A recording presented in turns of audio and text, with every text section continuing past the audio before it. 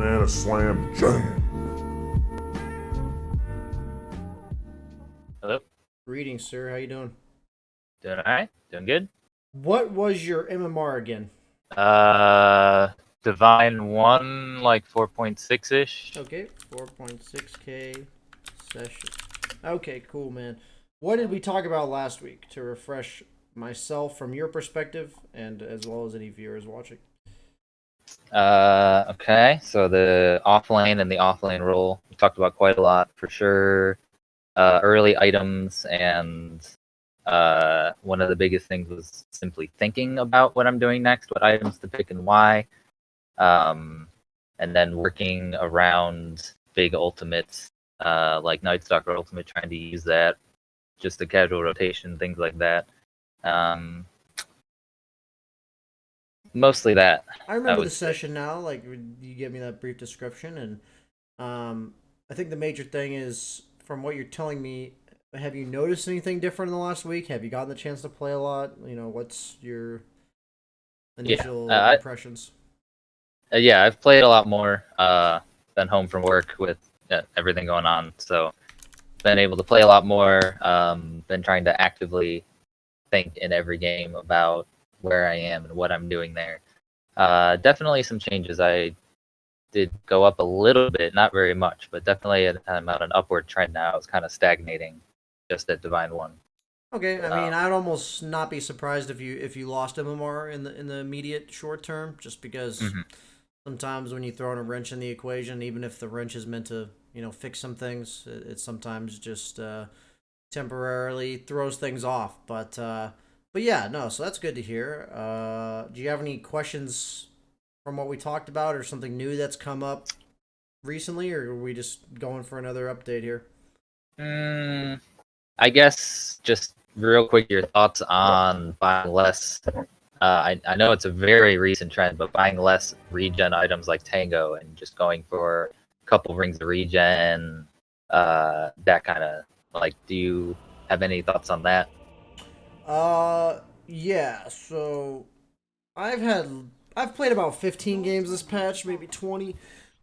My initial impression is that all the safe laners are just buying, headdress. I guess not in your bracket, but every five position in my bracket's buying headdress, and they're picking Hmm. safe laners that either kill you like Ursa, or they're picking safe laners like Spectre that have 5 HP regen without the Yeah. headdress. So like my initial impressions of the patch have been that it's really hard to play any offlaner that kind of relies on harassing a lot in a like in a way that it takes investment. Hmm. So I mean heroes that require like maximizing or maxing Legion Commander's overwhelming odds, for instance. Like you're just spamming a spell off of a low cooldown, but it costs a decent amount of mana, and pretty much every carry in the current patch is just gonna out regen your mana spam. Like Okay. you can't possibly harass them enough to bully them in a lane. So that Okay. means that leaves heroes that efficiently trade, or hero like meaning with passives and stuff, or heroes that benefit from just having headdresses and stuff like that. So I Okay. think Pangolier kind of fits the offlane meta a bit, just because his passive's pretty good for trading and harassing. Um, I Hmm. think heroes. It's really hard for me to come to a conclusion yet, but I think Bristle could be strong, Darkseer could be strong, Abaddon could be strong. All these heroes either have a natural way of trading or like a natural way of cutting the creep wave. I think any Hmm. hero that doesn't really have that is just not very good in the offlane right now. Um, so when it comes to these like sustain items, I think there's still a lot to figure out, but everyone's definitely buying them. I would I've been leaning Yeah. much less towards like a lighter amount of regen, but you are against Lich. So it's one of those things Yeah. where in this lane specifically, I think it's okay to invest in a lot of regen. Yeah. I Um, took a kind of halfway approach. Or I wanted to, and then I saw the Lich, so I just went with more regular stuff. But I wanted to maybe get a Ring of Regen as well. I wasn't sure if it was the right call though. yeah, let's see what you let's just go ahead and see what you do. I Okay. think floating this much gold might have been bad. I think you could have. gone windlace without this set of tangos? Like I was, go one set of tangos. Go ahead. yeah, I was thinking. I wasn't sure if I would want that or just more regen for the Lich. Yeah, so it's kind of tough, right? Because you're against Ursa, and so this is where it comes down to. Do you know what Ursa's base movement speed is? Base, no, but I know it's around the same as mine, maybe slightly more. Yeah. So this is why a Yeah, slightly windlace more. would be so big, right? Because you Mhm. go from 6 movement speed slower to 15 movement speed faster. And against Lich specifically, I just think it's gonna be really hard for you to navigate the lane because you can't really trade with them all that well. I think Yeah. what is your thought going into this lane? So you can't really trade with them all that well. You have a spear breaker, so what does this all really mean for you? I was just thinking of getting a lot of mana regen items and getting the farm I could using Swashbuckle smart. I knew I couldn't just blow it and get really close. I would need it still as kind of an escape in case they got on top of me. But like, if Lich walks up to harass you, what are some options you have? Um, Either try to harass him back, which probably wouldn't work well with this Q, or just keep ducking in and out of the trees Okay, and so dodging how him does that have to essentially. come into play with your support? The Spear Breaker, he's more aggressive. He wants to fight. So are you Um, guys really looking to fight Ursa level 1? mm, Level 1?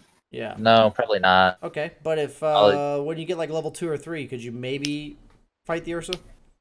yeah, with the disarm. Okay, That's so the in best terms chance. of these are things I think about, by the way. I'm just asking you the questions because I want you to think about these things. Are Ursa and Lich stronger together or apart? For Like, is sure, way this stronger together. okay? So in some lanes, it's really beneficial to have two separate 1v1s going on, or it's really beneficial to you to have a 2-on-2. You know what I'm saying? Mhm. It's the same thing effectively in terms of what heroes are in the lane, but like what I mean is, okay, so Lich and Ursa are way stronger together. So what that means for you is maybe you're willing to trade or fight Ursa if Lich is pulling. Maybe you're willing to go on Lich if he steps too far away from the Ursa such that you can swash the Lich and Ursa can't go on top of you during the time it takes you to run away from the Lich Q, right? So Mhm. these are all things you need to think about in the sense that what I mean by in this lane is if I have Spearbreaker and he's like playing over here and Lich like walks too far up away from the Ursa, I'm gonna swash on top of him almost immediately because he's just a Lich and without the Ursa near him, he's really not that scary. But the minute Mhm. Ursa's near the Lich, it makes the Lich really, really scary. So these are just things I think about going into the laning stage, and I think the Windlace would have helped a lot with that. I think you could have ferried yourself more regen. I think Bottle might just be necessary in this lane because you're going to have health and mana issues. It's kind of interesting, though. Yeah, I was thinking just early. I got the Windlace first, I'm pretty sure, and then went for some mana regen just so I could spam and not have to worry about this essentially. So your Spear Breaker's just not here. Okay. Yeah, I had to play the first little bit pretty passive. They're pushing the lane into you, and they use the W on Lich, which is way good for you. That's pretty stupid of him to do that. So the minute he uses that W, it effectively shoves the wave. And you obviously know Lich doesn't have his low cooldown Q. So first off, if you're watching, guys, don't do this. But second off, um, so the negative of being 1v2 is that they could just zone you. But that's only possible if they obviously have the lane equilibrium near their tower. So right away, you see what's happening here. You look, you free camera it up with you looking properly, and what's happening with the creep equilibrium. It's pushing in already. Okay, so is It's this going to good be for a you? double wave. Is this good for Yeah, you? oh yeah. Can they dive you if there's like two waves coming to your tower? Yeah, they could attempt. It'd be really Could they long kill and you sloppy. though if you don't misplay, right? Could they kill you? With the swashbuckle down, yeah, maybe. That's if you're misplaying, right? But if you don't Yeah. Oh yeah, I if you guess. don't misplay, then you're not gonna die. Yeah. So the lane's pushing into you. What's the only thing you're concerned about them doing if the lane pushes into you? The Lich pulling a creep wave and trying to reset it. Okay, so what should you do right now? Probably more walk towards the Lich or try to block one of the camps. Yeah, you should just block the big Perhaps. camp. It's right here. 53 seconds. You want the wave pushing into you. It is. The only thing they can do about it is pull the... I mean, they can pull the small camp, but if you block the big camp, that small camp's going to be a single pull, right? Like, that's worst case scenario. Yeah. And that's, like, not all that bad. Like, it's still okay for him to do that, but, like, it's not nearly as good as, like, chain pulling or pulling into the large camp or anything, right? So... Right. That's why you should immediately block the large camp right here with your body. Okay, so moving on. I hope you understand my line of thinking there.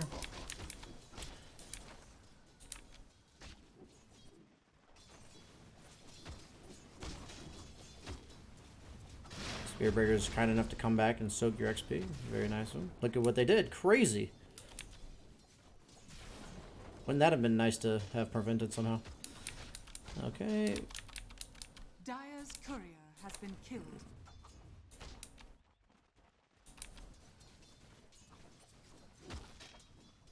Denied. Nothing quite like a battle charge to get the blood flow. Gotta be very careful while using those swashes. Like, not because you're gonna die or anything, but just for like the next. Yeah, you're just like, you would have just killed him here. Okay, he does die, but that swash was just for a melee creep, potentially hitting him. Just be very careful about potentially being too loosely using of your. Are fortified. Yeah, I did have it in my mind. He happened to front flip right away, unfortunately. It's one of those where even if you hit him, it's just not that great. Is my point. Yeah. Oh no, I meant right there when Spearbreaker died, right? Oh, I see. Okay. Okay.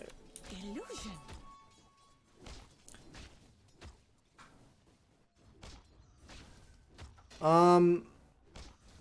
So in general, I understand why you'd want the Ring of Regen against Lich, but it's just not gonna cut it in this lane. You're against Ursa, and that's the core. Like, that's who you really have to primarily worry about here. I think you could have gone, like, did you buy raindrops? I think you did. I think I have one coming now. Yeah, so, like, instead of this Bassi, I probably would have gone, like, Tango raindrops and even considered this to be, like, boots. Like, just have more movement speed. I know Pango's not the ideal boots hero, but I think against Ursa you can consider it. It could have been boots. It could have been a bottle. I think investing that much gold into just this Ring of Regen. I know this patch is a little wonky and we're all still trying to figure it out. I just think it's a bit like if your only concern in this lane was getting harassed, then this could be okay. But you're in a lane where you're also concerned about dying, so I wouldn't invest this big of a like. You're not buying anything with this either. Like, you're not using this for an item in the immediate future. So, that's why it's even worse to go for. It's like, if you're an offlaner that goes Soul Ring or something, maybe you can consider doing this, even though you're against Ursa. But doing this in a lane where, as a hero, that you're not naturally using this for anything, it just seems a bit awkward. Okay. But yeah, you are right on the right track that, like, people are investing less in overall tangos and stuff, and more so in just the regen factor. Okay, so he ends up yoinking the rune from you. I think this is pretty crazy to me, just because you're an offlane Pango this early on. You very rarely have any mana to use. Maybe it's reasonable, but I personally wouldn't have gone for this point, especially against Ursa, where the disarm's so good and it goes up by like a 50% increase in the duration of your disarm. Okay, so you... Okay. How do I word this? This is an interesting use of swash. That says a lot about you, and I need to figure out how to describe it to you. So right now, what does swash mean to this Ursa? Once you utilize swash, or once you have your swash off cooldown, what does this mean to Ursa? He can just run at me. He can potentially run at you. Okay? So if I'm like a good Ursa player, and I get charged by Spearbreaker like this, and Pango's hitting me, am I going to hit you back? No, probably not. All it would take is one disarm. Yeah, because I like the minute I get disarmed, I'm useless. So like right here, oh my god, why not just hit this guy? And if he chooses to fight back at you, then swashbuckle him. Like, you know what I'm saying? Like, why swashbuckle when he hasn't fought you yet?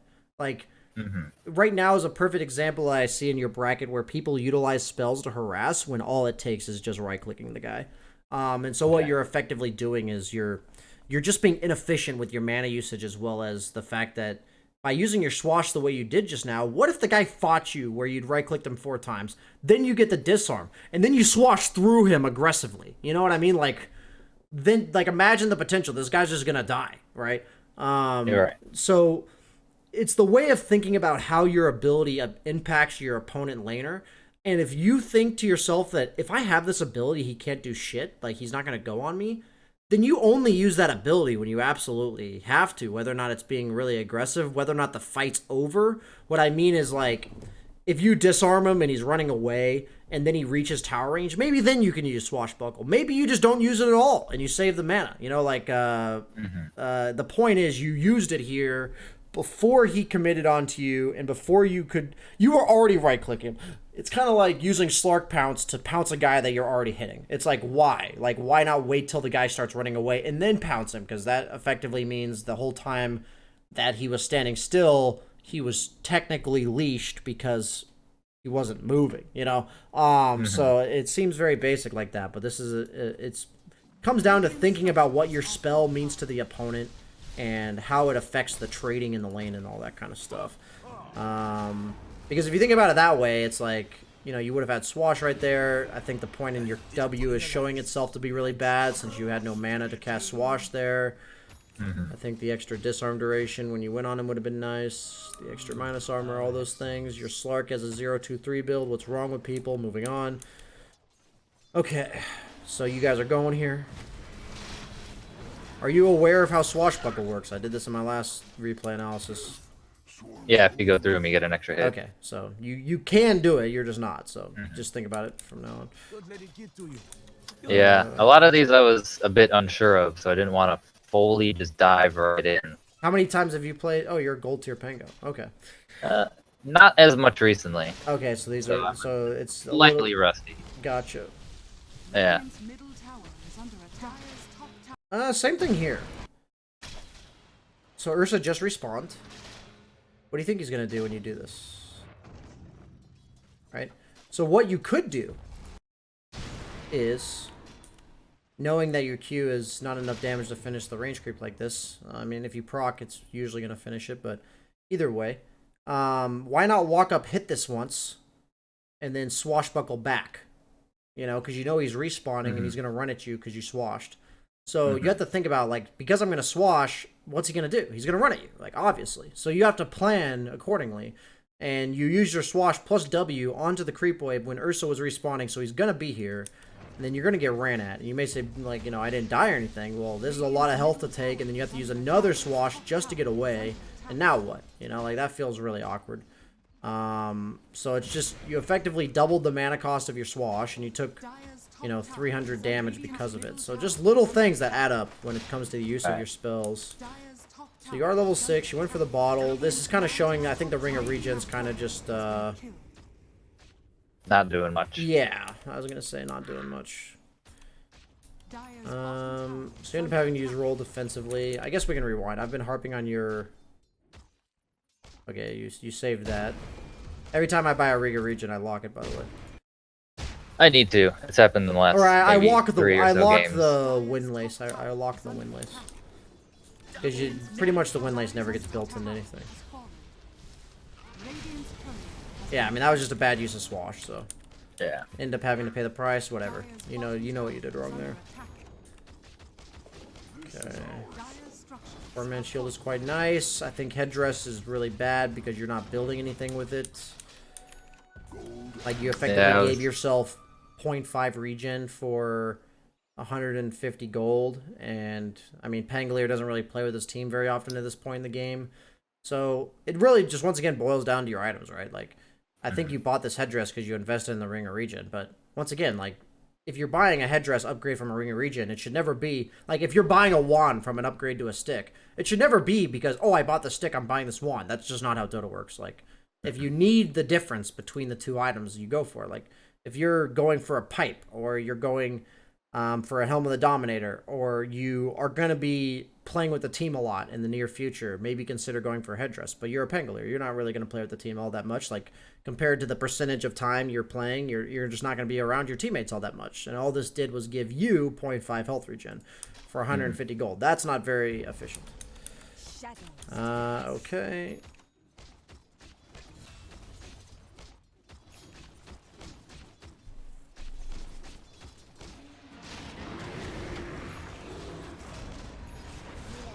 Killing I've learned that when you go through people like that, Killing spree. this is from my own personal experience on Pangolier, it's like always easier to just bounce off something. Like, just run into this wall and bounce back. You'll hit them. Okay. Doing this whole ring around thing is so easy to dodge because you're limited by your turn rate or whatever. Like, you're gonna have to do this. And if I'm like a decent player, I'll just follow you. Like, you know what I mean? I'll just run in the same direction that you're going. So you're gonna do like a this and miss me because I'm just like right here.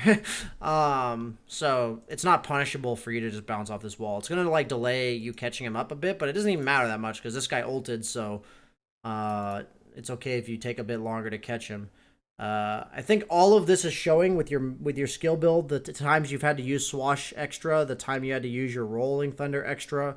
You just don't have mana to kill this guy now, right? So either it comes down to flying yourself clarities in response to your inefficient skill usage, or to just, you know, have better skill usage. But at the same time, it's like, you know, I want you're gonna mess up sometimes. So I want you to realize, you know, if I mess up, how does this impact me?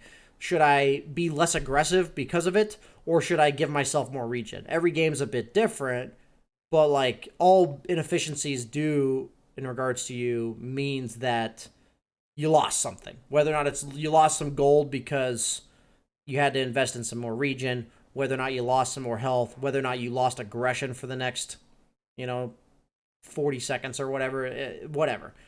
Just thinking about what that does for you. So you definitely should have had more regen. But yeah, notice how he's just standing in the same place. Yeah. Very standard things. Investing in a second pair of raindrops is almost never correct, by the way. Okay. Killing You have way too much invested in regen. I would almost argue that one of these waves, you probably could have just cut it with your swash and then just TP back to base. And you could have been utilizing your... Like, you swash the wave, like, over here while they're fighting mid or something. You kill the wave, you use your mana, you TP back to base, you come back to bottom, or you walk back out to bottom, maybe walk back out to mid full. You're kind of just lingering at, like, a mid-tier regen thing. And usually on heroes like Storm Spirit, on heroes like Pangolier potentially early on, rather than just soak all of your gold into regen, you should just look to be really efficient with your farming / aggression. So it's like on Pango, kill somebody, kill a wave, TP home, run back out from base, full health, full mana. You know, like, do stuff like on Storm Spirit, you'll see people, you know, blow all of their mana on jungle as fast as they possibly can, then return to base, then come out, right? Like, they don't...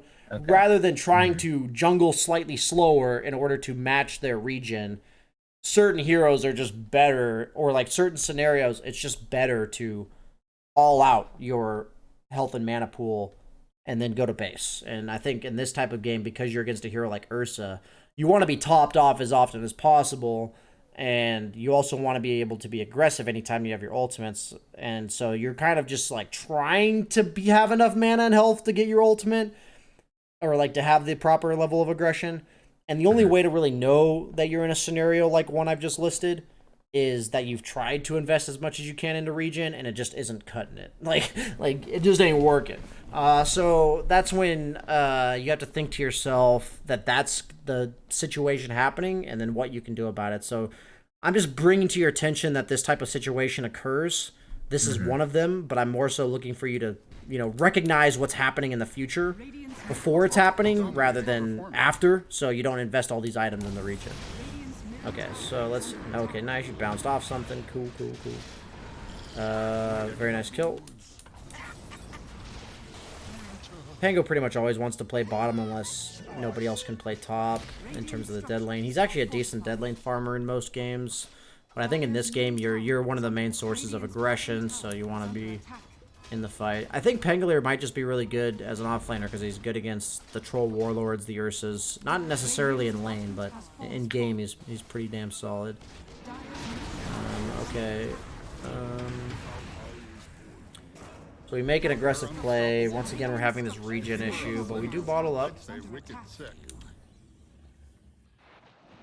As a Radiance Alk. Radiant's middle tower has fallen. Stars, take me Fool's trade. Death. Okay, are you guys pushing this tier 2? Probably shouldn't. No, Okay, are you fighting? not without the ultimate. Okay, so after you get this kill, what should you do? Where fools Just go back trade, bottom. Yeah, death exactly. is Crisp, clean decision making. You get kills in lane, you get kills after the lane. You immediately look at your statuses in terms of cooldowns. You look at the lanes. You look at like your heroes, and you try to process this information as much as possible. And you say, am I getting an objective? Am I basing? Am I farming jungle? Am I pushing lanes? You know, what am I doing? Jungle is usually the option where you don't want to take an objective and there's no lanes left to push. You know, like if all the lanes are being pushed and there's no objective to take, that's when you can hit some neutrals. You know, usually people skip all those steps and just jungle. So I'm just being clear to everyone why you would jungle after you get a kill. But right now, you know, I'd look at the map, I'd say, oh, my cooldown on my ult's 25 seconds. Perfect, meaning like I have, you know, about 15, 20 seconds minimum to go farm. There's a wave that needs to be pushed bottom. You know, if Drow or something was already there, maybe that's different, but instead you're just going to have a position 5 ogre or whatever that's going to end up taking this farm. And Pango loves wave clearing, so there's no reason to not be doing that. So you end up being at this fight. You guys actually get a kill on Alec, which is pretty crazy to me. I think it would still been correct to push bottom and then come back, but, you know, I hate to be results So oriented. Go ahead. If I could ask real quick, Yeah. at this point, I wanted to get a Diffusal Blade. I thought it'd be good versus Ursa versus Bristleback. Would I have just skipped a lot of these halfway region items and just gone boots straight to Diffusal? Is that what you think? So my I should've personal done- opinion this game is, do you know what type of issues Slark and Drow would have against Alchemist? Bristleback, Lich? If they get on top of them, for sure the Drow, if they get on top of her, she can't really escape without an item or a save. Okay, so imagine Slark's in his ulti. hmm What kind of issue would he have against Lich, Bristleback, Alk at this stage in the game? AoE damage from Acid Spray, from Radiance, Quills. Lich, General. all of his shit, the W. Yeah. So what am I saying? What kind of issue would he have in these fights? Magic damage, I would say. More so, I mean, Bristle's physical, and so is Chemical Spray. Yeah, I suppose. Or Acid Spray. So what I'm getting at is sustain is his issue. I've played a lot of Slark, so I know that's what Slark struggles against in these types of lineups. The only issue Slark has against these heroes is he have an issue actually hitting them. No. Like, he's No. probably going to be able to hit these heroes, right? Oh, yeah. So his issue is actually being able to continue hitting them just because he's taking a bunch of random-ass damage, right? hmm So what items can I build to help him hit them? For sustain-wise, Greaves. Something else to keep Let's them think up. of a much cheaper item that can help him do Vlad's. that. Yeah, Vlad's. Yeah, there you go. Vlad's is good for the armor. It's good for the regen on your Slark. It's not even bad for Drow. It gives you guys Roshan. Obviously, you can kind of Rosh because you're a Pangolier. Most offlane Pangoliers right now are going Vlad's. You already have a Bassi. Slark already builds Diffusal, so you already have one of those. And so what I'm saying is, I'm not saying Diffusal's bad. You know, you built Diffusal in a game where it's good against their heroes. But now we need to think better than just what's good against their heroes. What completes our lineup? You know, what rounds out our game plan? So right now in the mid game against this Radiance, you guys have to have something that sustains. I can't imagine fighting very well into an Alk with Radiance unless he's just feeding like he did at the top rune. With a lineup like yours with no sustain. Like, you just have Drow. Even Slark has sustain issues at this point in the game. Like, as it gets later and later, he doesn't care all that much. But, like, right now he does. So I would have gone, personally, you know, Brown Boots Vlad's without this headdress, without the second set of raindrops, which you'd Probably already had it have. without the alacrity. Yeah, you already have it right now, right? And then, because the sustain issue is done, at that point, you can consider, do we need more sustain?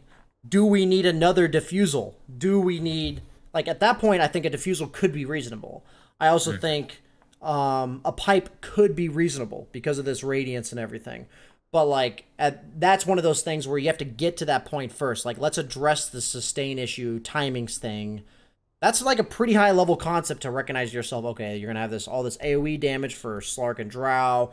We need to be able to sustain in these fights. Looking at my team, who else builds sustain? Anybody?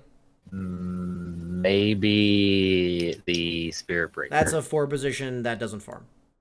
Yeah. Right? And somebody actually has to build a vessel, and it should be him. So you could even consider going a vessel if this guy doesn't get one, but I think that should be Spirit Breaker's job. I mean, Dota's all about individuals recognizing their own job in the game. I think it's your job to build the Vlad's, potentially the Pipe, but then Diffusal if not. It's your Spirit Breaker's job to go the Spirit Vessel. It's your Slark's job to be a frontline threat and stand his ground, which he actually is doing in terms of his items and stuff. And obviously it's your job, it's Drow's job to just stay alive and position yourself accordingly. In terms of as a hero, Drow isn't with any ranged heroes, so she's not actually enabling any of you guys. So it's her job to just make her game as easy as possible when it comes to her itemization and stuff, like 4 stabs maybe for positioning, stuff like that. Okay. But yeah, so just to be clear, Diffusal not a bad item. It's just not the best item. Right here. Killing spree. Impossible kill.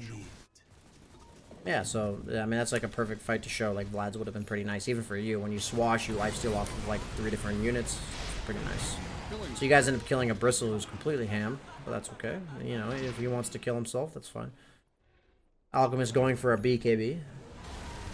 Yeah, he starts getting pretty fat around mid-game.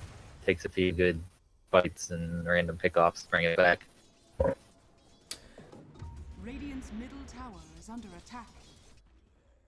Slark was very aggressive. He kept just running at him, so I was kept getting caught between wanting to just push lane and. How do you feel about your Drow pushing mid right Radiant's middle tower is now? How does it feel? Right now, because there's quite a few heroes dead, it's not terrible. But the Alchemist is still up, the Mirana's up, might have ultimate, Bristleback's about to be up. How much does this Radiant tier 2 or mid tier 2 really do for you? For Dire, I mean, like if you're Radiant and you're taking Dire and you're Dire taking Radiant, how much does it really do? Not a lot. What does Maybe it just a change on the little. map? Like how much more can you farm? How much less can they farm? That kind of stuff. It kind of shuts off their triangle area a bit more, not having that tower. Yeah, kind of, for sure. Is it significant, though, how much this changes? No, they still have the tier 3 in the Offlane, so they still have quite a few points of getting there. So do you feel good about taking this mid-tier 2 instead of, say, pushing top and bottom? No, there's more we could get out of the side lanes. Yeah, so, I mean, your team's just playing really inefficient, and I know it's tough, especially but you're near an item, and your team, in your bracket, people are not going to prioritize pushing waves. They're just not, because they're bad. So you have to prioritize, like, waves are what define Dota in terms of, like, taking good fights, being faster on the map, making efficient movements. It's all about pushing waves. Like, watch better players, the better team, they push waves better. Like, whether or not their lineup actually push waves better, they are more efficient about pushing waves with whatever lineup they have. Like, if they were given the same lineup as a team that was worse, they would clear waves in a more efficient manner. So my point is that when you guys win fights, your bracket has a huge tendency to either over-aggress, where they want to get objectives for no reason, or they want, like, meaning objectives when they're not supposed to, or they want to hit neutrals and just do nothing. Like, there's really no in-between. The value of shoving lanes after getting kills is so important. For the most part, like, there's exceptions, right? But you get kills. If the lanes are pushed, you get objectives. If they're not pushed, you push them out. Like, that's that encompasses 80% of situations. That is a large portion of situations. So right now, if this is like a tier 3 and a Rax, sure, go kill it, right? But I'm saying this tier 2 middle really doesn't do much for either side. Like, yeah, it does something, but it's a tower of convenience, and what that means is you take it when it's convenient. The tier 2 of the dead lane of both sides, so tier 2 bottom of Radiant and tier 2 top of Dire, as well as the 2 tier 2 mids, are almost always towers of convenience. You never invest heavily into them. You just take them when it naturally occurs, rather than forcing it. It's just, I mean, I've learned this kind of shit from players that are way better than me. So that's basically how these towers work. You've missed pushing bottom several times. I think that also contributes to your farm level. Having only 50 CS on Pangolier at 18 minutes, that's unheard of. Am I right? Like, that's crazy if you say that out loud. Pangolier loves hitting creeps, man. This hero's all about hitting creeps. That's all that hero fucking does. If he doesn't hit creeps, this hero's not good at all. Okay, so... I mean, Swashbuckle is one of, like, the best farming abilities in the entire game of Dota. So all of this should be going on with that bottom lane, like, killing tier 2 right now. Like, that's all it is. That's what the lanes mean, is every fight you take is just more efficient because their towers are dying and the lanes are shoved in. So I don't have a problem with this fight, but that tower is not even getting any damage on it yet because that lane was never cleared. Notice how you're having sustain issues as well. I told you that before it happens, right? Like, that's the point. So I'm just envisioning you having maybe 30 more CS, having a Vlad's first, then the Diffusal, in which case you'd probably have both with that 30 more CS at this point in the game. And then... And that 30 more CS only comes from farming between engagements. Like, there were times where you had downtime and you just didn't take it. So it's not like you missed a bunch of CS or anything fancy. It literally just boils down to making good use of the time. When there was one time I was Lycan when I was on BSJ, and we won a fight around the mid tower and we were losing. And I was like, I'm a Lycan. I'm supposed to push this tower. And I was like a level 6 Lycan at 11 minutes because I was like tri-lane or something. And after the game, I was told by my teammates, like, no damage on that tower is worth it when you're a level fucking 6 Lycan at 11 minutes into the game. Go clear 4 waves while they're dead rather than, you know, or like clear 2 waves and 2 jungle camps while they're dead rather than try to kill a mid-tier 1 when you're level 6. It's like if you're behind... You know, you're behind because of net worth and experience, right? So the way to accrue that is almost always to farm your way back in the game after you've killed them. Like, usually it's this kind of swing, this pendulum swing of killing them and then eventually being either equal enough or ahead such that killing them then leads to objectives. So when you're behind, killing them usually means fighting your way back onto the map in terms of farming more. When you're ahead, that usually means pushing the advantage in terms of taking more objectives. Obviously, if you win an engagement like around the mid lane as 4, and they're all dead, please, for the love of God, kill the tower. You know, like, it's a little bit different there, but you guys are just trying to force too many objectives, and in doing so, even though you guys are getting a pretty good amount of kills, and your Slark's unstoppable, you're still down by 5,000. I know they have an Alk, so it's a bit deceiving, but I assure you this, you should have like an extra 1,500 net worth right now on your hero. Okay. So after a lot of these engagements, I mean, because they, you know, I don't want to blame it on him because it's not his fault. But when he's just going ham and going aggressive constantly, like walking uphill in the 4 heroes that he's doing right now, should I just not even be there then? Just what I'm saying, okay, it's a tough balance, right? People ask me, and sometimes I'll say, you know, you're supposed to fight with your team no matter what. Okay, so if I am an offlane, let's see, that's a good example. If I'm an offlane Abaddon and my teammates want to play like complete idiots, should I play with them? No. Why not? I'm offlane Abaddon. All I do is shield people. That's my entire job in the game. So as an offlaner like Abaddon, my entire job is to enable my teammates. Like, my entire skill set enables my teammates. What is Pangolier's job as an offlaner? You can enable your teammates with items. Do your skills enable them at all? No.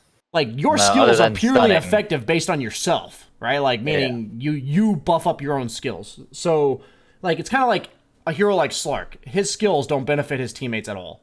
At all.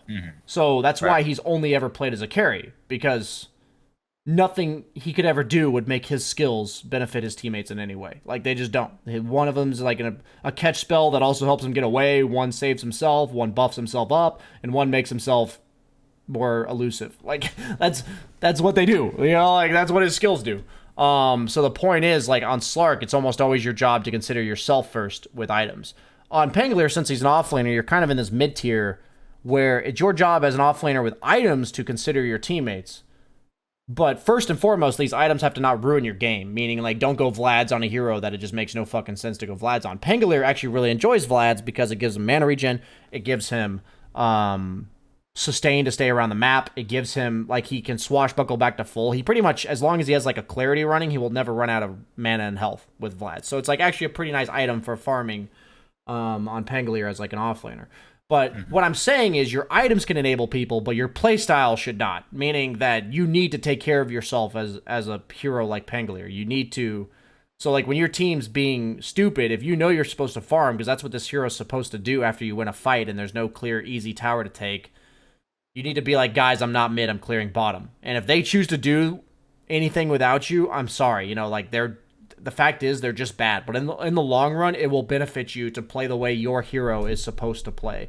It's like, as a bad-in, even if it's not ideal to take that fight, it is my job in the grand scheme of the game to follow my teammates around and shield them. Like, that is my actual job in the game. So I should just do that anyways, even if what they're doing is bad. So, because no matter what, as an Abaddon, there's nothing on the map that can be more impactful for me or my team than running around shielding my teammates, no matter how good or bad their play is. But for Pangolier, pretty huge for me to get that extra, like, 35, 50 CS by this point in the game and clear those waves, because I clear waves really fast.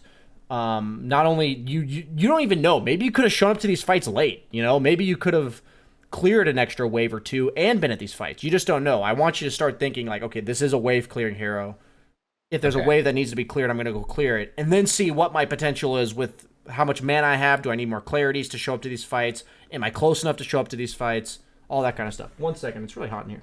Okay, so did I answer your question clearly enough? Yeah. It's a tough question, right? It's a good question. It's not exactly a straightforward answer because it's like half the time when I'm on stream, I obviously don't have time to answer like a Twitch chat question when they ask that type of stuff. But it really does come down to like what type of hero you are. And it was a good example I learned from Gunner. It doesn't exactly apply. But there are times where he was making like really aggressive plays on the map, and I was like up here. I was up in the top lane, and he's on the bottom lane. And I felt like I was supposed to be with him. And I was like confused what he was doing. And he said to me, you know, dude, think about your own map positioning, and if whatever I'm doing ruins yours, don't show up to this shit. Like, that's what he said to me. And I was like, oh, you know, that's kind of interesting. Like, I'm sure that's something he learned from PBD, honestly. I was just like, oh, that kind of makes sense. Like, I guess, you know, for me, it's more important to think about what my hero wants to be doing in the game. And if a fight's happening, even if it's not good, and I ask myself, does that ruin what my hero wants to be doing in the game? Then I won't do it. You know, I'm just not going to show up. But if I'm in a Abaddon and what I'm supposed to be doing in the game is shielding people, a bad fight doesn't necessarily ruin my impact in the game. It just makes it so maybe my impact's less because we're taking a bad fight rather than a good one. But yeah, so that's so. Go ahead.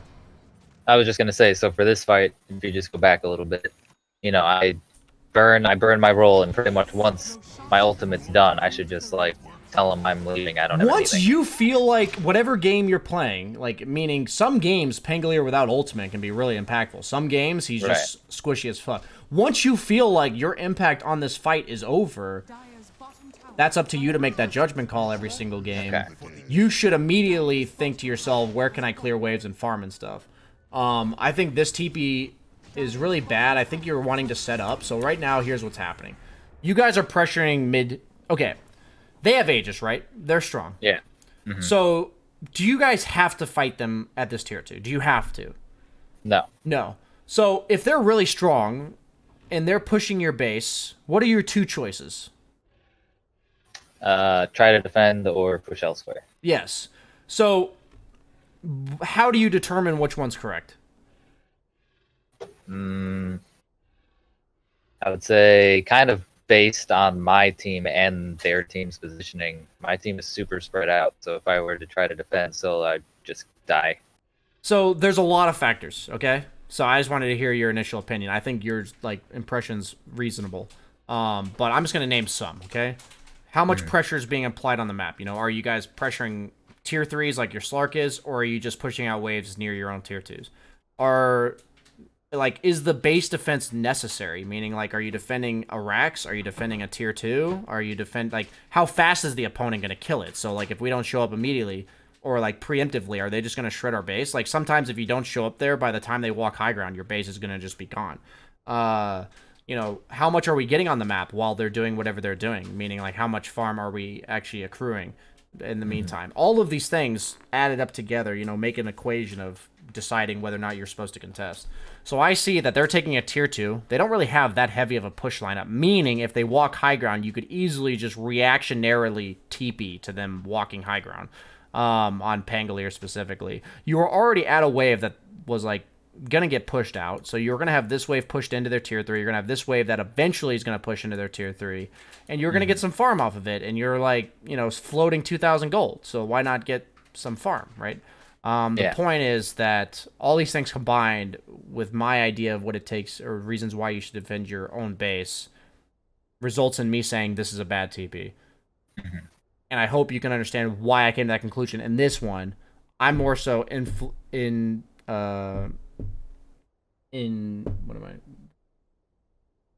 Why am I blanking? Okay, I'm more so emphasizing all of the factors that kind of go through my head to come up with my decision, so that in future games you can try to think a bit better about this, right? It just looked like an impulsive TP. You're in the middle of clearing a wave. They're only pushing a tier 2. It's like an alchemist who, like, yeah, he's hitting your buildings, but by no means is that building dying in 4 seconds. You know, you have fort. Like, that's another thing that is impactful on your decision. So I want to make sure we get through at least 2 of your games, ideally all 3. So I do have a session after you. I'm going to be doing the hour and a half or so with you today, just letting you know ahead of time. So let's see what happens here. So you guys, you end up depushing the wave. I think basically what I'm saying is, what should be happening on the map right now in terms of waves, based on what I said? Really, the top and the bottom wave should both be shoving into their base right now. No, I mean, bottom lane, you just got done defending, right? So you had to depush it. But top wave should be, like, here. And then all the shit that's currently happening could be the exact same thing. But instead, the top lane's, like, right here. And that just, if you're good enough to understand, right, how big of an impact that has, like, in terms of what could potentially happen after the fight.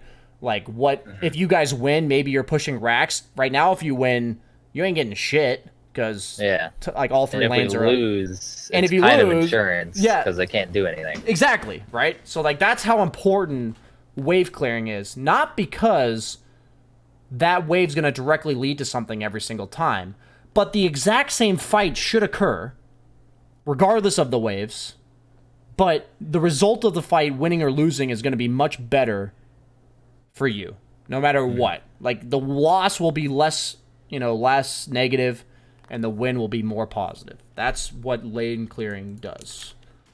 Just trying to emphasize that, what that means for you. Nice use of spells in the fight. Have to protect your drow. I don't mind that you're running away from your team here. Nice. Okay. I mean, Bristle kind of just did his job to isolate that fight. I think it was correct that you helped the drow. Okay, your drow's going ham. Okay, ends up dying. Oh, yep, dies. Dire's middle tower is under attack. Dire's middle tower is under attack. I think Halbert's like a reasonable choice. I just think at the same time it would have just been so impactful for you to have some sustain items for your team. I think at least of Vlad's, Greaves is worth considering, but it's pretty late for Greaves, especially when they have a hero like Ursa. You could even consider Lotus Orb against these Abyssals, as well as Alkstun. Really good for that. Like, at that, when I say sustain, you can even, like, I think Halberd's a little bit in between of everything. I would have either gone all out Disable with, like, Basher, BSJ or dead. I would have gone, like, Lotus Orb or, like, AC or something to, you know, buff up my team to sustain these fights. That's, like, what I'm thinking here. These fights are gonna be long. Look at how tanky these heroes are, right? Like, you guys are never winning a fight in the first 10 seconds, right? The fight's always going to last at least 20 seconds. And that should impact your items. You know, I don't think Halbert's nearly as good when a fight fits that description. I don't think, you know, I think Diffusal goes up in value when a fight fits that description. I know I have background noise. I apologize about that. That's fine. And then, like, I think any aura items at all, any utility items go up in value from a long fight. So that's just something to consider in this game. Jesus Christ, dude. So overall, I think that's what most fights should look like for you as a Pangolier. You shove this wave, your team's setting up a gank, You show up to it, even if it doesn't result in anything on that Mirana. Even if skill usage isn't perfect or whatever, that's what your map positioning should kind of look like on Pango. In an ideal situation, okay? So, if it's possible, what I mean by ideal is if it's possible to make a game look like that, you should do it, right? Like, that's usually what a hero's, like, ideal scenario is. Sometimes, it's just impossible. You know, it's like, it's the dream for Void to just be able to pressure lanes, faceless Void, and, like, shoving them in and then, like, rotate with Chrono. But sometimes, based on the opponent team, he just can't show on waves, because if he shows on waves, he'll never be able to time walk, and he just dies. So it's like, I can't play like that on Void, you know, if that's the case. Like versus a Storm or something. Yeah. I mean, you can't Orchid. even play like that against Storm on Pangolier, right? Like, that's a perfect example. Like, Storm's one of the hardest heroes to deal with as Pangolier in pubs, because you want to be showing on waves all the time, and you just can't most of the time, as long as Storm is, like, full mana or missing, because him plus one just kills you. And it's, Yeah, right? So that's a perfect example of, like, you gave a good example there. So I'm going to end that replay and go to the next one to make sure we get as much of these as possible so we don't spend too much time on one game. But I think... Seems like I go very halfway with a lot of my stuff. Yeah, that's what I was about to say. I don't think you're fully committed to a game plan. And that kind of, what that tells me is you kind of play every hero similarly. Okay? Like, it doesn't mean exactly the same. But you're not adjusting nearly enough. It's kind of like with the same thing with items, but you're not nearly adjusting enough to what exactly every hero in the game wants to be doing. Every hero's different, right? Like, how much they want to clear waves, how much they play with the team, you know, how much they itemize for themselves, how much they itemize sustain, how much they itemize initiation. You know, every hero is different. And it needs to be respected and treated as such when it comes to your playstyle, not just your items. So last time we talked a lot more about your items. So this time around, you're an offlane underlord, but you guys decided swapped to... because of the Slark. Okay. So you guys decided to do this. I think this is a reasonable swap. I think your Dazzle should consider being top. I hope he eventually rotates. If I'm an underlord, I'm perfectly content to be by myself in a safe lane like this. Yeah, he leaves pretty much as soon as the axe starts to cut and just messes with them. Dazzle's like the best for that, So, whatever's going on over here just ain't worth it because your creeps are dying under tower. This just isn't worth it. Whatever the hell's happening here, hit some creeps. Like, this guy's an idiot if he, you know... If he's gonna die, if you're like a stun, maybe run over there and stun the guy and, like, miss a creep for it. But you're an underlord with passive. You know, don't miss creep. Don't miss 2 creeps under tower for this. I understand you're trying to help the guy, and if creeps weren't under tower, and you maybe missed 1 creep outside of tower, that's different, but now you're, like, guaranteed to miss 2 creeps under tower. So when it comes to every harass or, like, aggression or CS decision, it just comes down to how much you're missing while you go for the harass. That's all it comes down to. So in that specific instance, you know, you're obviously missing a lot because the wave was underneath your tower. Okay. So the axe is cutting now.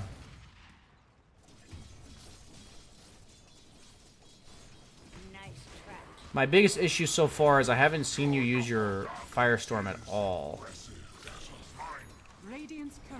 So you have a Soul Ring and you haven't literally used your Firestorm at all. So let's rewind a bit to when you hit level 2 and talk about times you could have used your Firestorm at all.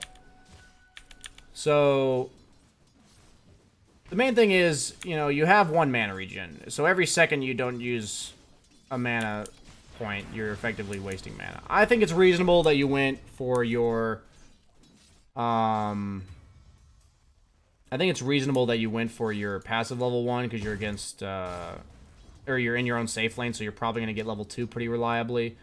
This is a perfect example where if this guy walks up to this, I might just Firestorm and hit this guy. And, like, if I don't get the creep, so be it. And if he denies it, he's going to take so much fucking damage. Like, imagine how much damage he's going to take if he walks up to deny this, if you, like, walk at him in Firestorm right now, right? Like, I would even consider posturing aggressively right here. And if he goes for the deny, then I Firestorm. If he doesn't, I just walk back.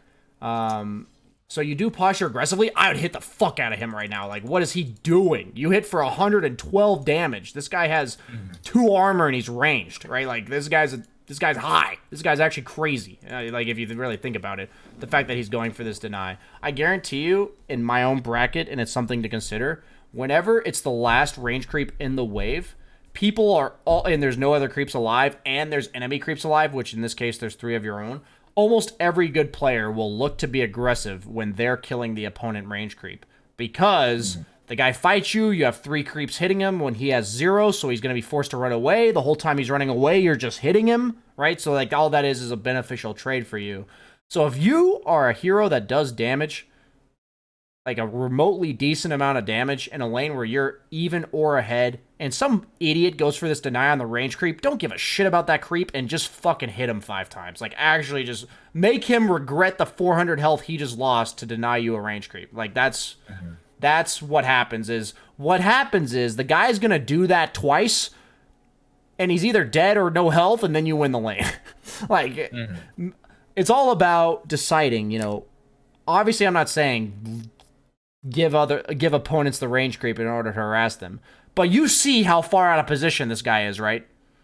Like, you see it, right? Like, this is crazy. This guy's nuts. So, I want you to think, with range creeps dying, or like the last creep of a wave dying, the opponent should not be allowed to deny it in most lanes where you're not just hitting them 4 or 5 times. Like, they should just get wailed on. Like, there's no reason that they... Because after the creep dies, they have to run away from you, just like this. Like, imagine if this guy took, 3 ticks of Firestorm and an extra 2 right clicks. He's sitting at 250 health, and then you walk at him again, and then, all that kind of shit.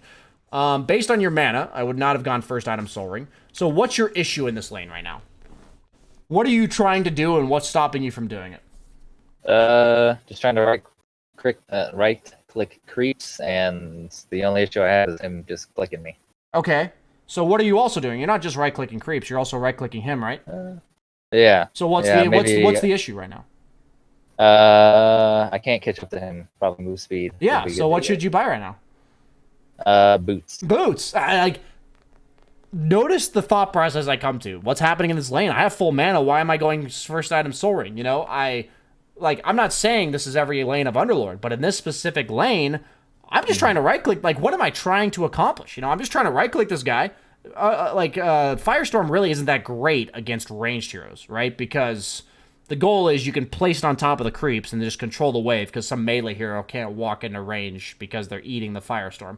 The only point that your Firestorm accomplishes is to shove out the wave, right? Yeah. So when are you going to start wanting to do that? I was waiting for level 2 Firestorm, honestly. But do you have to start shoving the wave at level 2 Firestorm? Are you going to start shoving the wave and clearing the big camp at level 3? No. So does shoving the wave actually accomplish anything? No, not really. If anything, it gives them more experience. Yeah, so what I'm saying is Soul Ring is for spamming Firestorm. Firestorm in this specific lane only serves the purpose to shove the lane out. I don't need to do that yet. I don't need the mana to do that. I don't need Soul Ring yet. That's how Dota works. Like, that's items in a nutshell, right? Like, that. What does this item do for me? What am I trying to accomplish? What makes me do whatever I'm trying to accomplish better? Am I trading a lot? Am I trying to sustain better? Am I trying to hit the guy more? Is the hitting the guy more a problem because I don't do enough damage? Is it a problem because I actually can't hit him? Do I need to buy an Orb of Venom to slow him? If I'm an Ursa or something. All these things are just like, what's going on in my lane right now? What's happening? And so it really does feel, once again, in a different manner, you're kind of just clicking buttons. Like, I'm not saying Soul Ring on Underlord first item is unreasonable. In this game, it makes no sense, right? Like, based on everything I've said. So that's the emphasis that we're making, is every game, different items and different skill builds will make sense. In terms of mechanics, you were walking at the Snapfire pretty well. Other than that one range creep, that was really the only time you missed aggression on this guy. I think mechanically, other than that, you're playing very reasonably. So, acting like you had a courier alive, you would have had Boots Soul Ring about this time. Like, you would have had it about right now, because you have 300 gold on top of your Boots. So the whole point of my build is, go Boots, and then the Soul Ring, right? Like, because that's saying, okay, now I'm doing this. But the point is, it may seem like to you or Twitch chat that soaring into boots is not all that different than boots into soaring. It says so much about your understanding of the game to reverse those. Like, it actually says so much, because one of them is not helping you right when you get it, and the other one is, right? And what that means is you're understanding why you're buying it. You're understanding what it's doing for you, and you're understanding what is happening in the game. Like, that is what it means to go boots then soul ring rather than soul ring then boots. That is how big of a difference it is. Like, that's the emphasis we're going for. So right now is about the time where, now that you're level 4-ish, maybe, like, I'd say level 5 is really the peak. Okay, this is gross, by the way. This should be maxed by 7 every single game, and should be maxed every single point you can ever put into it. The only difference is sometimes when people are in a really heavy harass lane, where they're 1v1 versus a melee hero, but they win it, they'll go 1-0-2 just because the passive goes up triple in terms of damage reduction. And obviously the duration bonus is pretty nice too. So the only exception to this being maxed is going 1-0-2 at 3. Other than that, this ability gets maxed, and you're only sacrificing points in your Atrophy or your Dark Rift to put a point into this. Unless you are chasing a guy down, this has already been used, the creep wave just died, you just hit level 5, and if you use that freaking Pit of Malice on the guy, he's gonna die. Like, that is the only exception I can fathom from Pit of Malice being reasonable right here, level 5. Okay, moving on. You're not trying to kill anyone right now, right? Like, it seems so small, but that could have been a difference between you clearing a big camp in time or not. So you're shoving a wave, you have the catapult. I think if you didn't have a catapult, this wouldn't have been good, but since you did, it's reasonable. What you're doing now is completely reasonable. This is kind of the point in the game where you start playing for efficiency rather than trying to shut him down. As long as there's a creep camp to farm, it's completely reasonable that you push out the lane and farm it. And that's exactly what you're doing. This is all good. All of this is good. Why is it not good to push the tower right there? No catapult. Really Okay, so what should you do right now? Just go into the jungle. Nailed it. We're good. We're getting better.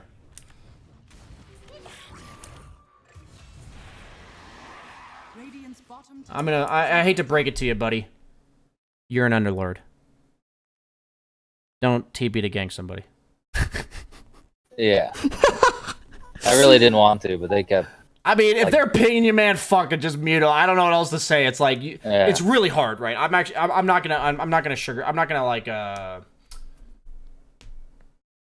gonna underestimate how hard it is to have the tenacity and the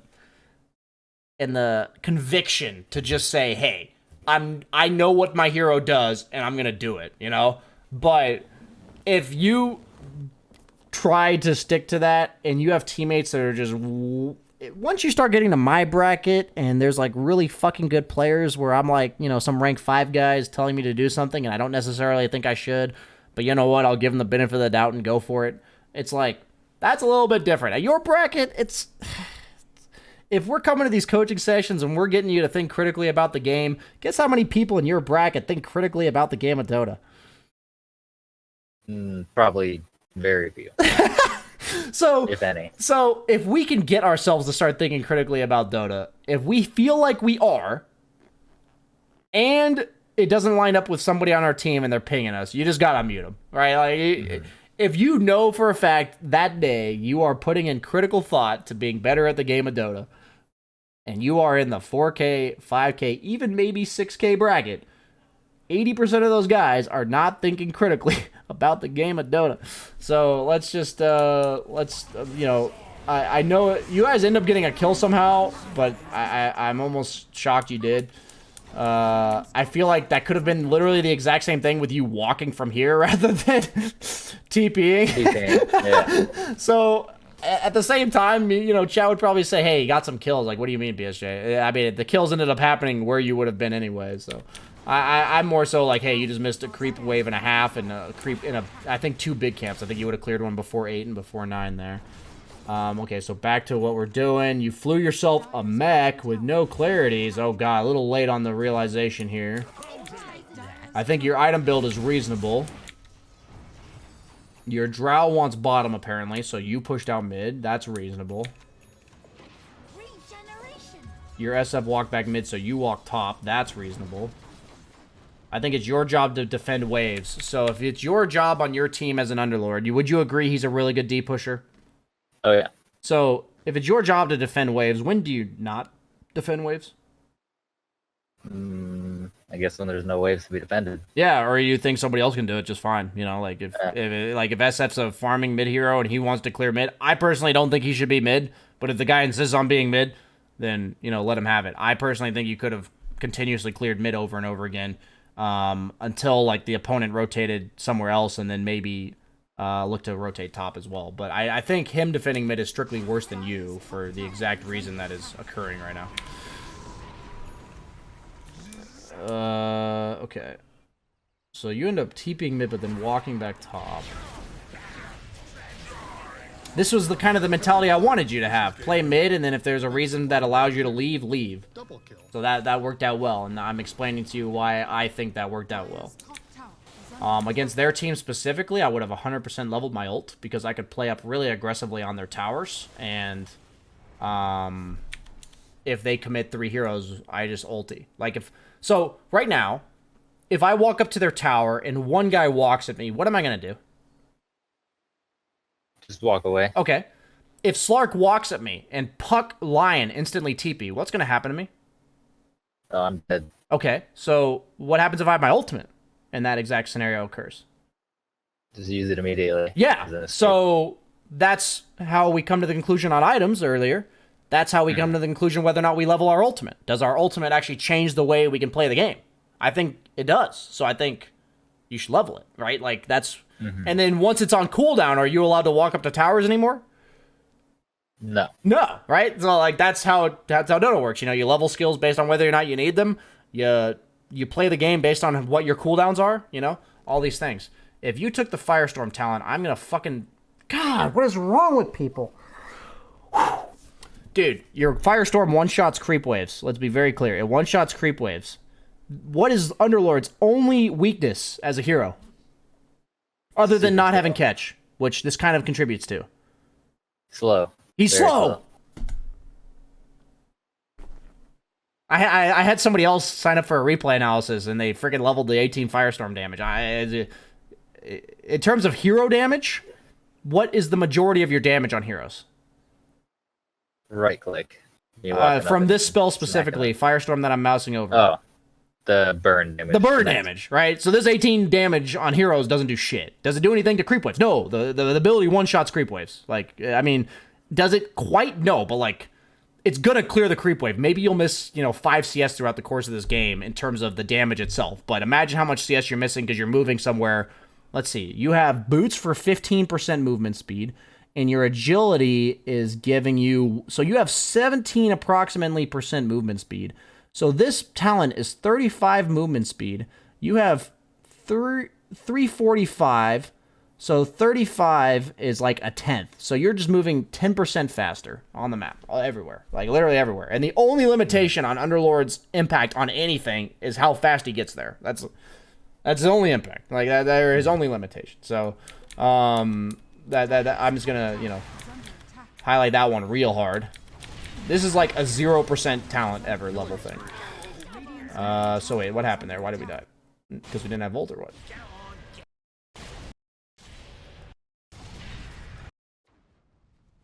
what? So we saw Slark on our right, and we just didn't have them. Oh wait, no, he was Invis. Oh wait, we did see him though, because we had the Sentry. Does he have a Shadow Blade? Oh, wait, no, it was just a bug. He was not invis. We literally just saw this guy, and we decided as an Underlord we thought we were good against Slark. I guess that's really all I can chop this up to. I wouldn't even chop this up to, like, not having your ult, which you should have it, but I'm Underlord, I'm against Slark. If I see Slark, I run. And we saw Slark. And we didn't run. Okay. Maybe this will...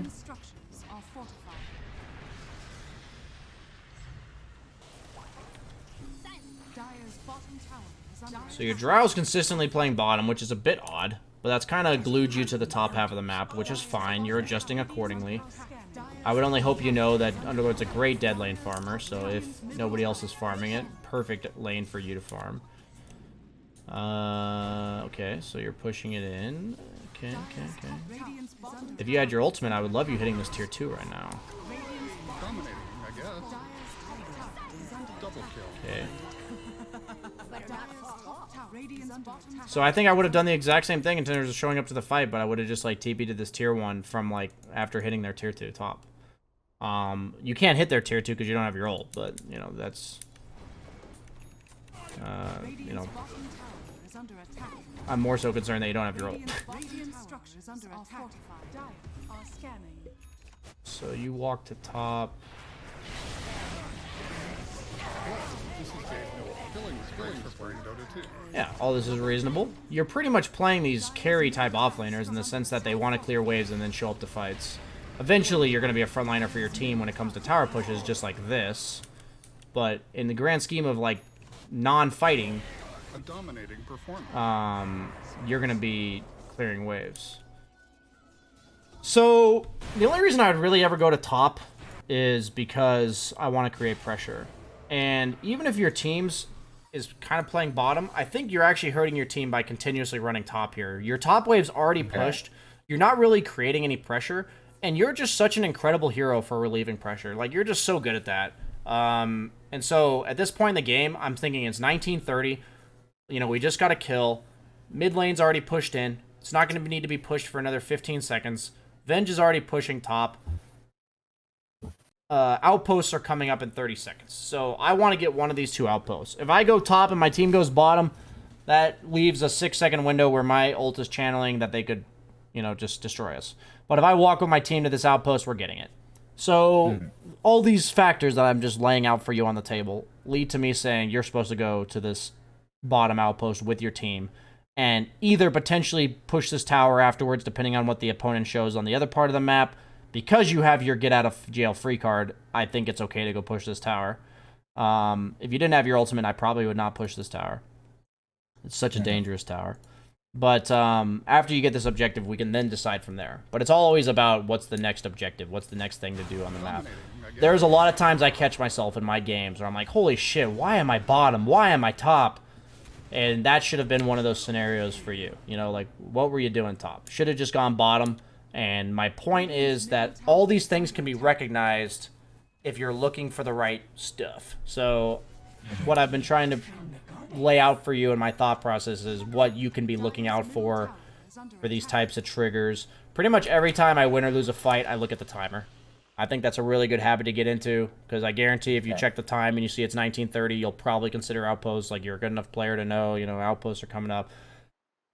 It's just a good habit, you know, check the time. I've said that a lot in coaching sessions. It'll make your life way easier to make decisions if you just think about what time it is. It affects where the creep waves are going to be. It affects roast spawn. It affects outposts. You know, there's a lot of shit that affects. And that's why you're okay to push towers when you have your ult. Atos against Puck Slark XD. Hope you're not actually considering that. If you want to catch people, buy a sheep stick at 24 minutes into the game. Okay, so you show up with your team here. You get the outpost. You have ultimate again, so this is a perfectly fine push. I definitely think pipe would be necessary against Puck Snapfire. I think Halberd's reasonable because they have Slark. In these types of games, it boils down to whether or not you think Slark or the Puck Snapfire combo is a bigger threat. I think it's reasonable that you went with Slark just because he is really good against your lineup. But after this, you should definitely, like, so all this means is, like, I look at their lineup, their threats to my team and myself are this Slark as well as this overwhelming a lot of magic damage. So I'm like, oh, I need a pipe, and I also could use a halberd for Slark. And then it comes down to you making the conscious decision, which one do I need first? Like, which one's more of a sense of urgency than the other? But then you gotta buy the other one, right? Like, Yeah. So if you went pipe first and queued up anything other than a halberd, I would have been like, what are you doing? But in this case, you know, you have the pipe queued up. I know the Atos is maybe you considering your lack of catch. I assure you, on heroes like Underlord, you should almost always worry about survivability first, and then once you feel like you're survivable enough, you can start to itemize other things. Whether or not that's mobility, whether or not that's catch, like a sheep stick or something, you know, whatever it is. luxury items like a Soul Cure Ass that just buff up yourself and the team. That's when you can start considering those types of items. Anytime before that, and if your hero dies because you're always frontlining, you're just useless. So you just need to make sure you don't die as a frontliner on Underlord.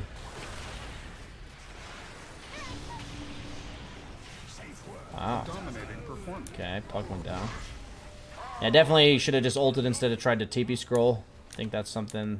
You obviously don't have very many games of Underlord. He's a very Radiant are scanning. unique Not a hero. lot, no. Yeah, he's a very unique hero. So that just comes down to eventually you'll have the reaction where if you're getting gone on like that, you'll TP with your ult rather than like. That's a reaction I think you build over time naturally playing Underlord. So I'm not too concerned about a mistake like that. What is the monster? So let's see, you guys get 2 kills, so this is good. And then you're gonna push high ground. You have ults, and you guys shred buildings because you have draw stuff. Cool. I'd say this game's pretty much over unless you guys throw like crazy. So you end up going for the pipe, which is good.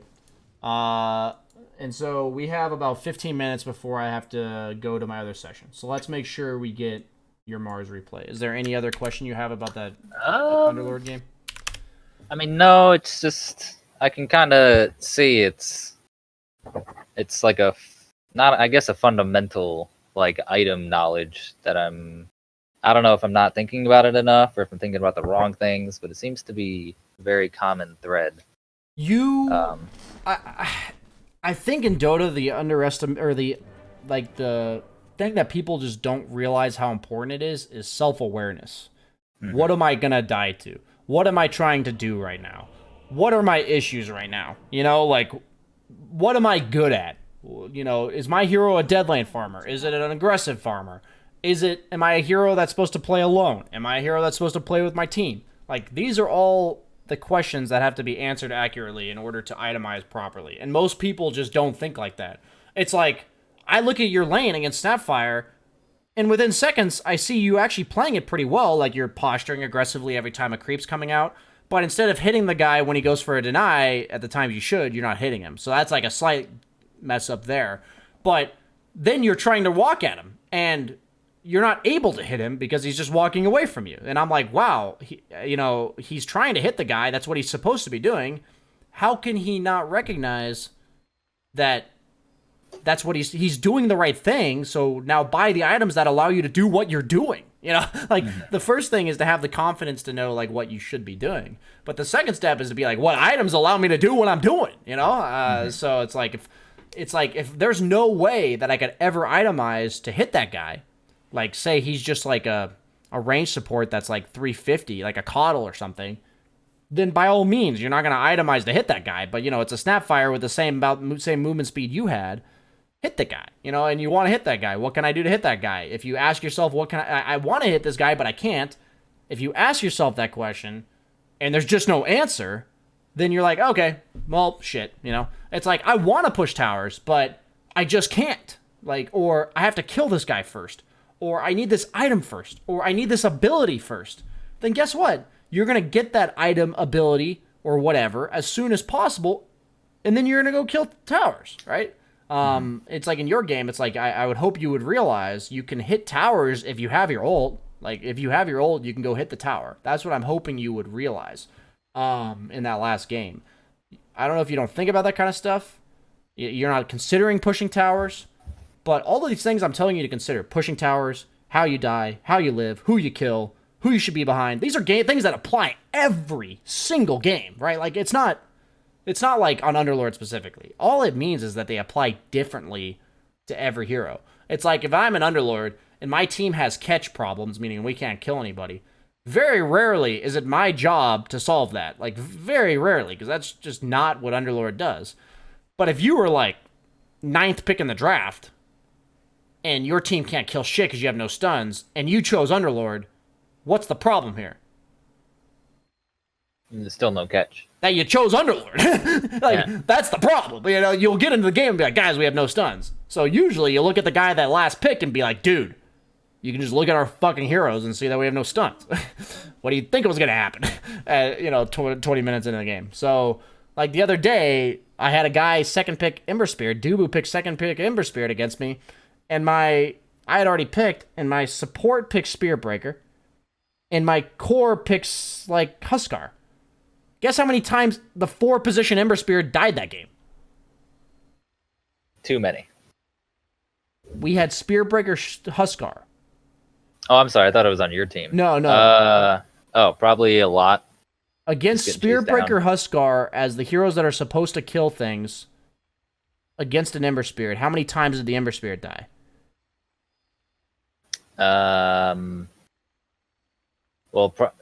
Ember Spirit. Yeah, against Spearbreaker. If he had his ultimate, Does probably not Spearbreaker very literally many ever times. kill an Ember Spirit ever?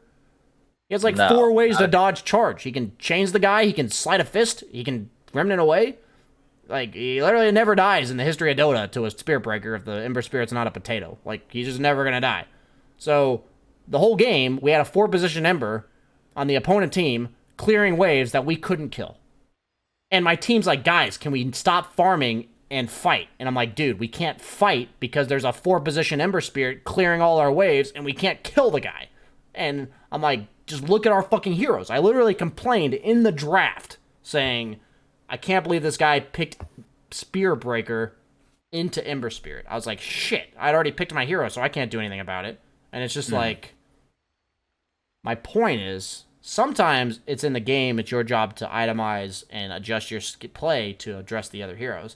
But it's just as important in the draft to pick the right hero, thinking about the same concepts that I'm telling you to think about. Our team needs to have enough sustain, we need to have enough catch, we need to have a team fight building item hero, we need to have, you know, an initiator, we need to have a frontliner, we need to have something that helps us roche, we need to have some sort of tower taking, we need to, you know, most heroes cover multiple bases, right? Like, you know, it's but if you have 4 heroes that none of them do any building damage and none of them clear waves, you're probably just not going to win the game. you're just not going to win because you can't clear waves, and no matter how many times you kill them, you just can't do anything with it. So I know I just went on a long tangent. We got about 10 minutes. I'm going to make sure I get through as much of this game as possible.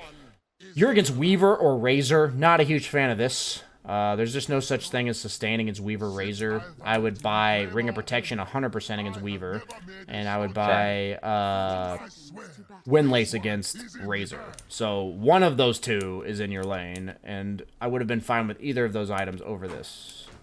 Razor just doesn't harass you, right? Like, that's just not what the hero does. He hits you for a lot and sucks your damage, so. Thanks and have fun.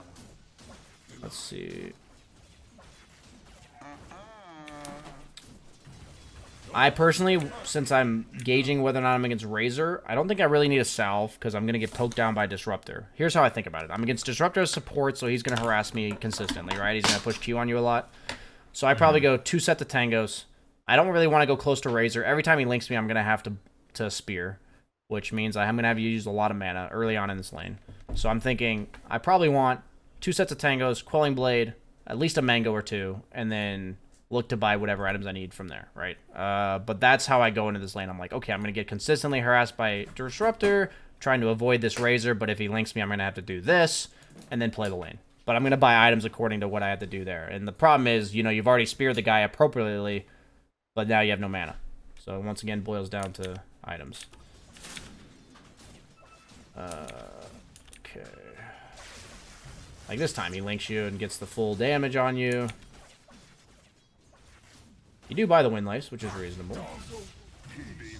I mean, these lanes aren't going all that badly for you. Everything I'm pointing out is a minor, you know, inefficiency that would just make you get a couple more CS. Maybe get a couple more denies. Maybe save you from 100 damage right there because you speared the guy instead of, you know, getting almost full duration length kind of thing.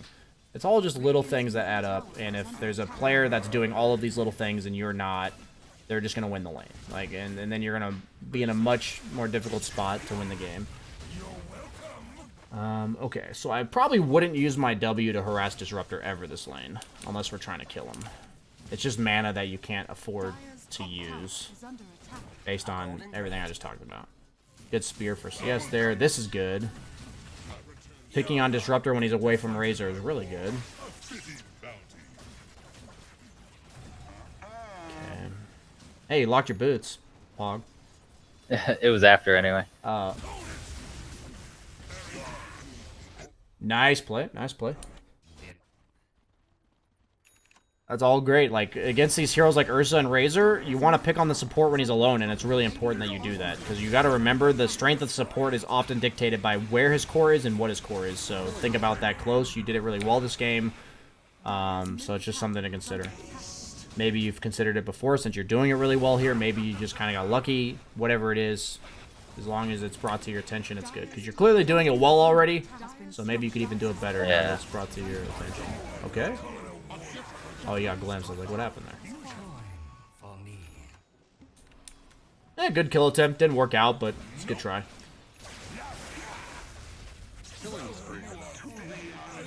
So were you considering drums here? Is this why you went for the crown? Yes, I do believe so. Have you ever played Mars against OD? Not very much. Do you know what happens to you when you go into the fight? Well, I'll probably get Astral imprisoned and just blasted by his ultimate. And does any of your kit help you against him right-clicking you? Other than maybe stunning him? I mean, the passive kind of if I'm facing him, but does it not really, though? Does it reduce the No. arcane orb damage? No, it does not. It only reduces the actual right click. So my question is, looking at Razor OD, are you sustaining in fights? Like, are you gonna buy a Vlad's and out sustain them and tank up? No. Are you walking in to fights? No. I Okay. can't just walk in. If they're good, I'll just get either glimpsed or imprisoned or when both. you're farming, how many stuns do they have?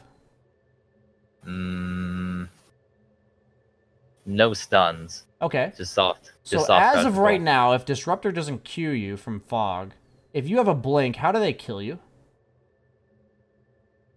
It would have to be Weaver getting on top of me without me knowing. So it'd have to be them like sneakily catching you with an instance of damage, right?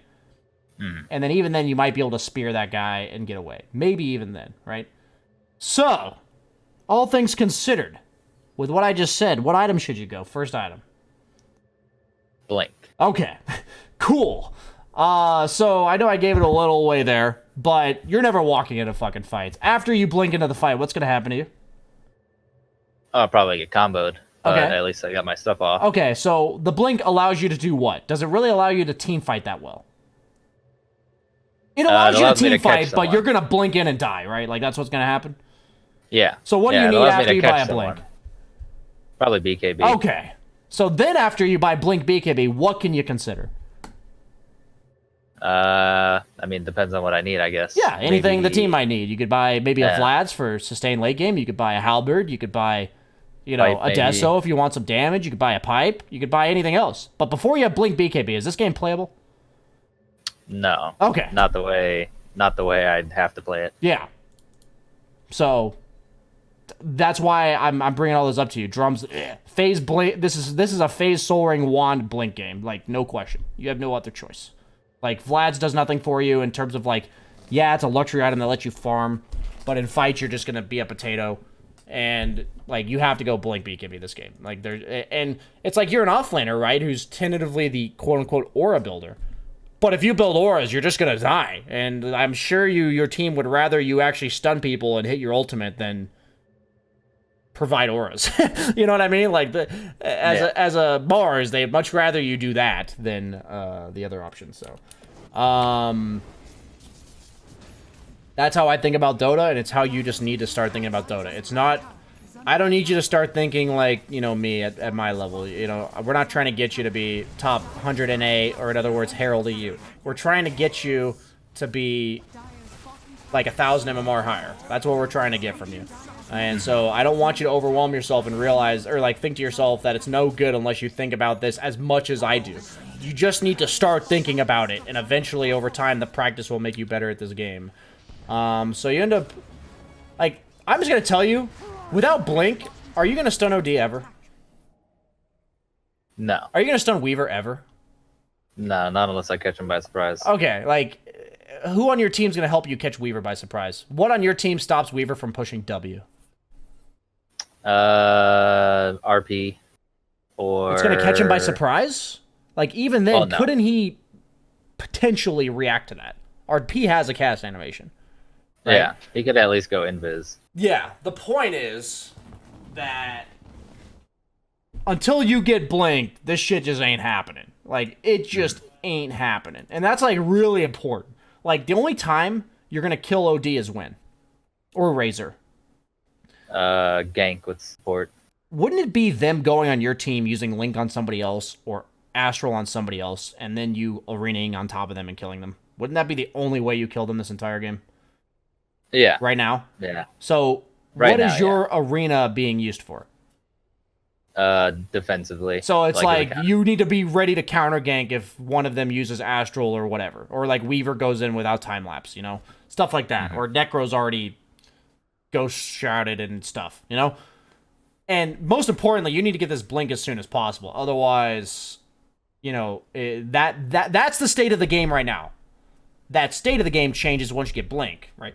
So that's why it's like you need to use your ultimate in that specific way, and then you need to buy a blink such that you can use it in a different way, and then from there you need to buy a BKB so you can actually team fight without just dying. And like this is how like the progression of Dota works when it comes to items. And I know I've been harping on it so much, and I know I've just been, you know, just pounding it in terms of emphasis on thinking about the game of Dota this way. But I think you might have rotated here thinking, you know, BSJ told me if I have my ultimate, I need to look for rotations. But it still requires you to realize sometimes that your ultimate or your ability on some hero just doesn't do jack. Like, it just doesn't do anything in terms of aggressive plays. Like, your ultimate this game is purely a, you know, throw it on top of an OD that's already astraled and spear him. Like, that's like your only kill, like, honestly. Maybe a Necrophos, but even then, Mars is pretty hard to kill Necro with until you get items, because Necro will usually live through your initial burst combo, and then from there, Mars is pretty much his burst combo. Like, once he uses all of his abilities, he's pretty bad. Okay, so we are going to have to wrap it up there, man. Do you have any questions about all the shit I've drilled into you today? None that I can think right now, but okay. There's already a lot. There's a shit ton I know you have to think about. Yeah, so definitely. I mean, obviously the session is up on Twitch VODs already. It'll be up on YouTube really soon. You know, happy birthday once again. I know this is all a birthday thing from your lady friend there. So Yeah, appreciate. girlfriend of the year. Yeah, you've been a good student, even though I know I've been pretty harsh in some ways. So best of luck, dude.